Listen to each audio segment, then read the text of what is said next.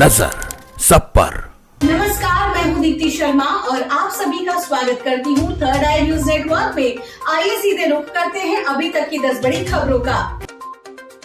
भारत देश में 1570 करोड़ की लागत से खुलेंगे 157 नर्सिंग कॉलेज।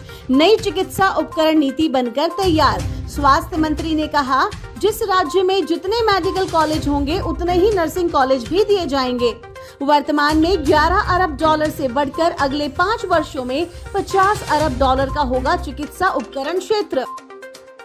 यूएन में भारत का बड़ा बयान, या तो सभी देशों के साथ समान बर्ताव करें या नए स्थायी सदस्यों को भी दे वीटो का अधिकार। वीटो इस्तेमाल करने का विशेष अधिकार केवल 5 देशों के पास। ये देशों के समानता के अवधारणा के खिलाफ।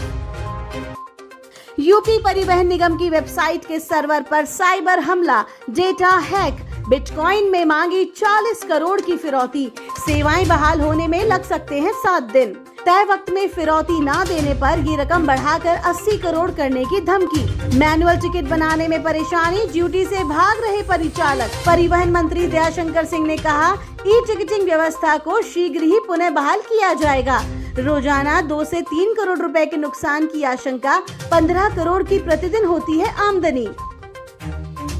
सबको हुनर सबको काम देने के लिए प्रतिबद्ध योगी सरकार युवाओं की स्किल ट्रेनिंग की योजना पर कर रही है काम। युवाओं को एडवांस कोर्सेज में बनाया जाएगा स्किल्ड। देश के साथ विदेशों में भी कर सकेंगे नौकरी। ग्लोबल पार्टनर ही तैयार करेंगे कोर्स करिकुलम।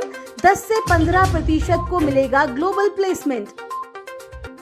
कर्नाटक चुनाव में कांग्रेस अध्यक्ष खरगे ने पीएम मोदी के नाम पर वोट मांगने का उड़ाया मजाक। कहा, क्या पंचायत चुनाव में भी लोगों को उन्हें देखकर बीजेपी को वोट देना होगा। उन्होंने कहा कि उन्होंने अपने कामों के आधार पर वोट की अपील की होती। मोदी और शाह का चेहरा देखकर वोट मांगने के पीछे क्या वजह है। वहीं पीएम मोदी की तंज, कांग्रेस की वारंटी ही समाप्त हो चुकी है तो गारंटी का क्या मतलब।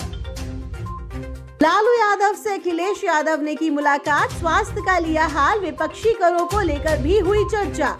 यूपी में चुनावी हलचल के बीच लखनऊ कांग्रेस महानगर अध्यक्ष दिलप्रीत सिंह डीपी ने थामा भाजपा का हाथ।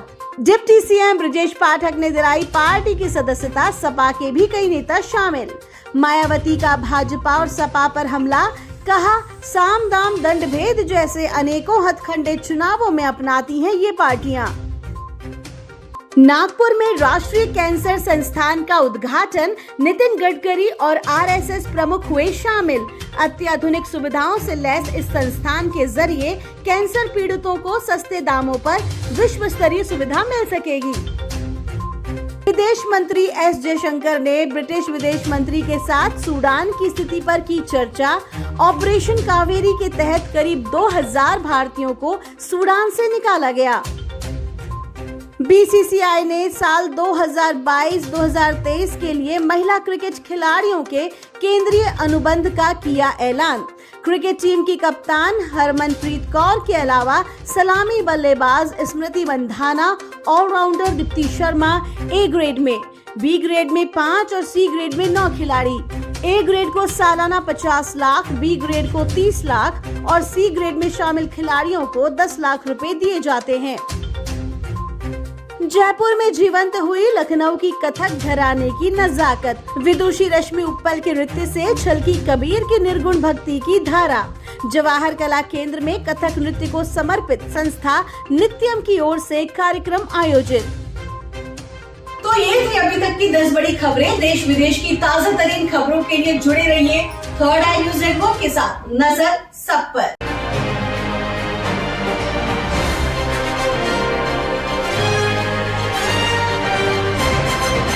नजर सब पर।